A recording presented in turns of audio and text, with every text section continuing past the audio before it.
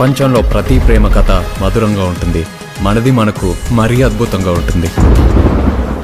నా feelings expressions అన్నీ paper మీద రాసి తనకి ఇస్తాను రా. అవసరమా రా ఇదంతా? ఇన్ఫాచ్యువేషన్ రా. రే, అమ్మాయిని చూసిన వెంటనే అలా